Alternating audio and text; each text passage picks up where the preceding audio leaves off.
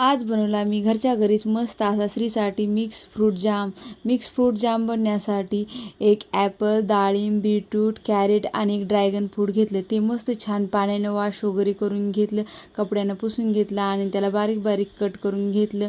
आणि एका गॅसवर पॅन ठेवून त्यामध्ये सर्व फ्रूट कट केलेले मी टाकून घेतले. त्यामध्ये अर्धा ग्लास पाणी टाकलं शिजवण्यासाठी. ते मंद आचेवर 15 मिनटं मी छान शिजून घेतलं आणि त्याला मॅशरनं थोडंसं मॅश करून घेतलं. ते पूर्णपणे थंड करून घेतलं आणि त्याला मिक्सरच्या जारमध्ये टाकलं आणि मिक्सरमध्ये त्याची बारीक छान अशी फाईन पेस्ट करून घेतली. आणि ते परत एकदा मी शिजवण्यासाठी त्याला पॅनमध्ये टाकलं. त्यामध्ये अर्धा वाटी गूळ टाकला, अर्धं लिंबू टाकलं आणि त्याला 5 मिनटं परत एकदा शिजू दिलं आणि ते पूर्णपणे छान थंड करून घेतलं आणि एका काचेच्या भरणीमध्ये मस्त भरून घेतलं. आजचा व्हिडिओ आवडला असला तर चॅनलला सबस्क्राईब करायला विसरू नका. बाय.